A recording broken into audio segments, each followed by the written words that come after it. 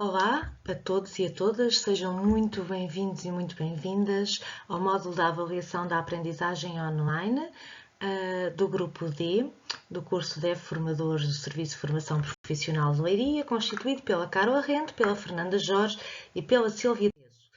Então hoje vamos falar de avaliação e de aprendizagem online e para isso vamos falar dos tipos de avaliação, das técnicas, das estratégias e como as ferramentas que podemos mobilizar. Quando começamos a falar de avaliação, é muito importante perceber que quando a banalização da internet, de todas as ferramentas que temos ao nosso dispor, também alterou a forma como nos relacionamos com o processo de ensino e aprendizagem, esta aprendizagem colaborativa, esta aprendizagem em rede, e lá está, e com esta etapa muito importante que é a avaliação. Então vamos só passar rapidamente pela questão da cultura psicométrica baseada no teste e a cultura da avaliação digital para depois partirmos para os nossos tipos, estratégias, ferramentas. Então, como estava a dizer, as tecnologias digitais e o seu crescente uso promoveram a transição para novas formas de avaliação. Vamos então usá-las da melhor forma, porque nós trabalhamos e temos ao nosso dispor uma panóplia de ferramentas e atividades assentes em múltiplas formas de interação, particularmente naquilo que valorizamos e que deve de ser o trabalho colaborativo, a aprendizagem em rede, onde todos contribuímos e em que a aprendizagem é centrada no formando, primando pela sua interação, criando momentos específicos para o feedback, para este incentivo constante, percebendo que os nossos formandos têm ritmos e formas de aprendizagem distintos, valorizando então esta aprendizagem e esta avaliação contínua, ou seja, ao longo do processo, e incentivando a práticas de avaliação mais alternativas, mediadoras e potenciadas pelos recursos que temos disponíveis. Vamos então usar o que temos para dar o nosso melhor e fazer com que a nossa formação seja um momento bom, em que a pessoa se sinta bem e que aprenda. Numa perspectiva hidrométrica, então, nesta nova cultura de avaliação, um olhar atento para a avaliação faz emergir a dimensão comunicacional da avaliação, onde o avaliador e o avaliado são atores num processo de comunicação social específico. Se por um lado na psicométrica se centrava em avaliar as diferenças entre os formandos, nomeadamente a partir daquele recurso teste, na hidrométrica pretende-se então medir o próprio desenvolvimento do próprio aprendente. A pessoa está sempre a aprender.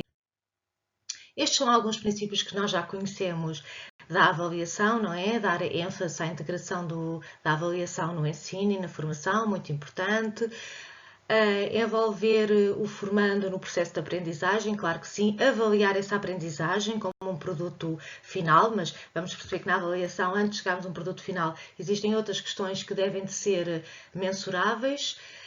Assumindo formas interligadas práticas de formação, utilizar diversas tarefas de avaliação, adaptadas a cada contexto, pôr sempre o nosso cunho na investigação, reforçar as reflexões dos nossos formandos, valorizar a descrição qualitativa, em detrimento muitas vezes daquela que é quantitativa. Ou seja, no esquema de avaliação digital, nós temos então o formador, aquele que desenha as tarefas tendo em vista a avaliação das competências, o formando que vai realizando, que vai crescendo sempre com o apoio deste formador, mediador, tutor, como lhe queremos chamar, porque nós somos um camaleão que acabamos por assumir diferentes funções. E depois este feedback constante, não é? Depois nesta simbiose perfeita nós podemos mobilizar diferentes estratégias de avaliação, como a autoavaliação, a heteroavaliação, a avaliação em pares. Vamos então aos tipos de avaliação.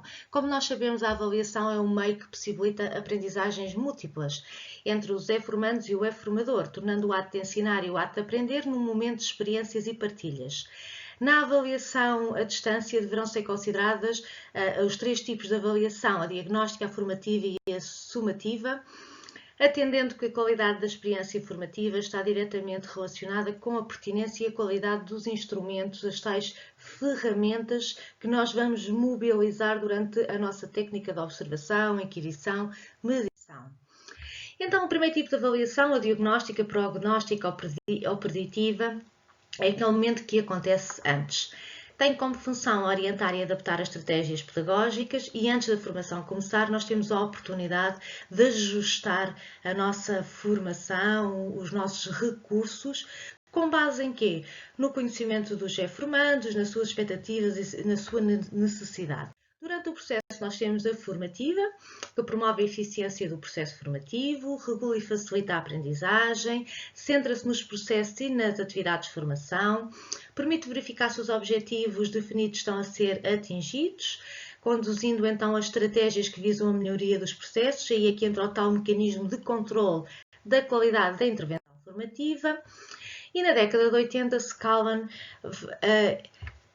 Scallon defende então que ela deve ser mais formadora. Porquê? Porque, como já vimos, em formação à distância, o nosso foco não é no formador, é no formando. E então, grande parte da aprendizagem realiza-se através do esclarecimento, de observação que o formador, tutor, mediador acha que devem ser oportunos, pertinentes e claros no processo. Por último, temos a avaliação sumativa, que é um momento final de balanço, que permite avaliar em que medida os objetivos da formação foram atingidos. Em suma, a avaliação deve ter grande importância. Esta deve ser contínua, formativa, personalizada, concebendo-a com mais um elemento do processo de ensino-aprendizagem que permite conhecer o resultado das nossas ações e, por conseguinte, melhorá-las. Então, a avaliação também nos ajuda a chegar lá. Técnicas de avaliação: observação, inquirição, formulação de perguntas, mediação. Observação: estamos no campo cognitivo, afetivo e psicomotor. Então, podemos elaborar uma checklist dos dados que pretendemos observar, tendo em conta os objetivos, claro, que definimos para a formação, observar discretamente, sem pontuar os informantes, de forma a não criar inibições, criar no grupo um ambiente propício à observação, de forma autêntica e espontânea. Temos então aqui algumas questões que vão então a estes 3 domínios. Um exemplo de uma ficha que podemos mobilizar, um outro instrumento que é a tal lista de ocorrências e a escala de classificação. Isto leva-nos então a falar nas grandes vantagens e desvantagens associadas à técnica da observação. Vantagem: permite observar os dados no momento em que os fenómenos estão a decorrer, sendo, portanto, reais e fidedignos. Desvantagem: é um processo moroso. Enquanto se avalia um formando, pode-se perder um bocadinho a informação do nosso grupo. A formação de perguntas ou a inquirição, como queiram chamar, ela pode ser oral ou escrita. Na oral podemos ter uma lista prévia de perguntas, elas devem ser claras, curtas e concisas. Podemos ir reformulando, cuidado com as pistas que se dão, e na avaliação sumativa devem ser colocadas as mesmas questões a todos os formandos, potenciando então a igualdade. Vantagem: facilita o diálogo, permite o treino da expressão oral. Desvantagem: a avaliação oral é individual e amorosa, tal como já vimos na técnica anterior. Dificuldade em criar condições de igualdade na uniformidade da avaliação. Favorece os formandos, claro, que são mais desinibidos ou com maiores capacidades de comunicação. Quanto à inquirição escrita, temos as questões gerais que podemos colocar no fórum, temos os questionários. Quanto aos questionários, nós podemos ter questionários, e aqui estamos na questão da estratégia, não é? Nós podemos ter, e das ferramentas, podemos ter questionários que podem ser de resposta fechada, verdadeiros, falsos, escolha múltipla, emparelhamento, uma panóplia de questões. Técnicas e instrumentos. Por último, mediação. Então, destina-se a colher dados predominantemente do domínio psicomotor, tempo de execução, quantidade de trabalho produzido, respeito pelas medidas pré-determinadas, tolerâncias, trabalhos práticos classificados, são algumas das questões que temos que ter em consideração quando mobilizamos esta técnica no processo de avaliação. Quanto às ferramentas, elas também são importantes. Já vimos as técnicas, já vimos que podemos organizar os nossos formandos e a avaliação pode ser por pares, autoavaliação, heteroavaliação. Agora, a questão das ferramentas, ela também é muito importante e ela acaba por ser uma simbiose perfeita com tudo o que estamos a dizer. Porquê? Como avaliar em ambiente online, como avaliar processos de aprendizagem e não produtos finais, como conhecer formandos, motivações, interesses, dificuldades, como associar a avaliação a uma componente de feedback relevante e temporalmente oportuna. Por isso, as ferramentas vão nos ajudar. Temos os fóruns, já sabemos, são espaços de encontro e de interação que permitem a troca de experiências e partilhas. Permitem também avaliar a qualidade das contribuições, bem como a autonomia, a participação, a colaboração e a interação. Temos a videoconferência, permite a troca assíncrona de saberes e esclarecimentos de dúvidas, favorece comunicação, permite ao web formador analisar a expressão e a participação. O e-mail facilita o envio e a recepção de mensagens. O e-portfólio, que promove a avaliação diagnóstica contínua. A diversidade de materiais apresentados permite identificar diferentes aprendizagens, conceitos, procedimentos, atitudes, como por exemplo é o glossário do Moodle. Os diários de aprendizagem, que são muito interessantes, não é? Porque eles facilitam o registro da aprendizagem e permite que se vá a fatores mais privados, como é a questão das dificuldades, constrangimentos, ou seja, questões que o e-formando às vezes não tem à vontade para registar nos espaços públicos síncronos e assíncronos.